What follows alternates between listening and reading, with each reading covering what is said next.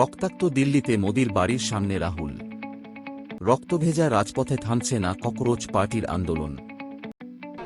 Brutality के साथ Delhi police ने 12 साल की बच्चियों का भी सर फोड़ा है। लड़कियों के कपड़े फाड़कर उनकी छाती पर पैर रखकर पुलिस ने लड़कियों को पीटा है और ये सब कुछ मेल पुलिस ऑफिसर्स ने करा है। किसी भी लड़की को किसी फीमेल पुलिस ऑफिसर ने हाथ नहीं उठाया, सारे हाथ उठाने वाले मेल पुलिस ऑफिसर थे। मेल पुलिस ऑफिसर ने लड़कियों को पीटा है, उनके गले पकड़े। शर्म आनी चाहिए दिल्ली पुलिस को और मोदी सरकार को जिन्होंने इसके ऑर्डर्स दिए थे। আসসালামু আলাইকুম। আজ 21 জুলাই 2026। ভারতের রাজধানী দিল্লির রাজপথ যেন আজ যুদ্ধের ময়দান। ভাঙা চশমা, ছিঁড়ে যাওয়া শার্ট আর রাস্তায় ছড়িয়ে ছিটিয়ে থাকা জুতো ও দেয়ালে রক্তের দাগ, এটাই এখন মোদির দিল্লির কনেক্ট প্লেস ও পার্লামেন্ট স্ট্রিটের করুণ বাস্তবতা। গতকাল ভারতের ইতিহাস সৃষ্টকারী পার্লামেন্ট অভিযানের পর মোদির পুলিশি বর্বরতায় রক্তাক্ত হয়েছে 100 জনেরও বেশি শিক্ষার্থী। কিন্তু স্বৈরাচারী ক্ষমতার মোহে অন্ধ নরেন্দ্র মোদি ভাবতেও পারেননি যে কাঁদানে গ্যাস আর লাঠির বুট দিয়ে ভারতের জাগ্রত তরুণদের থামানো যাবে না।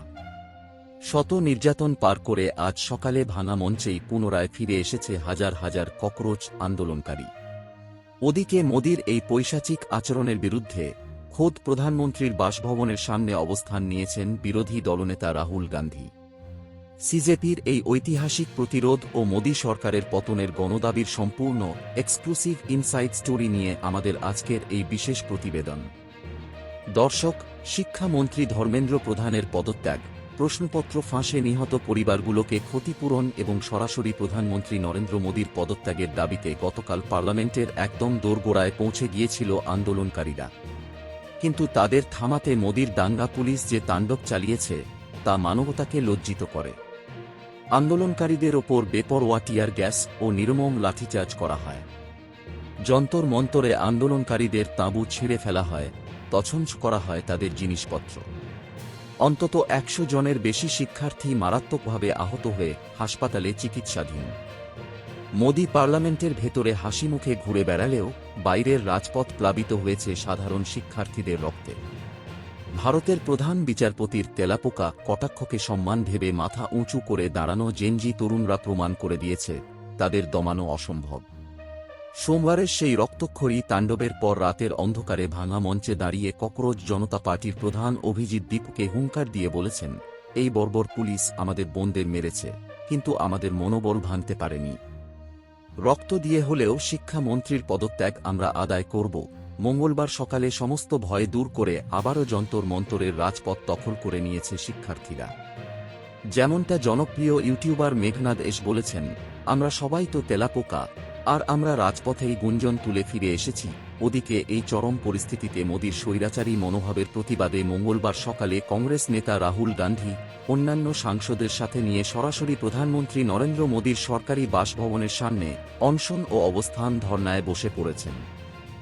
আন্দোলনের মুখে মোদি সরকার স্বাস্থ্যমন্ত্রী জেপি নাড্ডাকে পাঠালেও সেই বৈঠক ছিল আন্দোলনের সাথে এক চরম প্রহসন।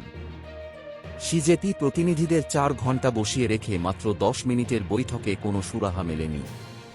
ফলে সিজেপি স্পষ্ট জানিয়ে দিয়েছে, এরপর কথা বলতে হলে মোদির কোনো মন্ত্রীকে রাজপথে যন্তর মন্তরে আসতে হবে। অন্যদিকে অনশনরত অবস্থায় হাসপাতালে বন্দী আন্তর্জাতিক ব্যক্তিত্ব সোনম ওয়াংচুক পুলিশের এই পৈশাচিক হামলা দেখে আবারও হাসপাতালে বসেই আমরণ অনশনের ঘোষণা দিয়েছেন। বিশ্লেষকরা বলছেন, দীর্ঘ 12 বছর ক্ষমতায় থাকা মোদি আজ জেনজি তরুণদের এই অনড় অবস্থানের সামনে নিজের একনায়কতন্ত্র বাঁচাতে চরম মরিয়া হয়ে পড়েছেন।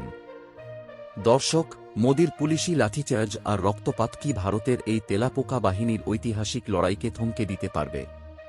স্বৈরাচারী মোদি সরকারের এই পুলিশি তাণ্ডবের বিরুদ্ধে আপনার মনের তীব্র ক্ষোভ কমেন্টে জানান।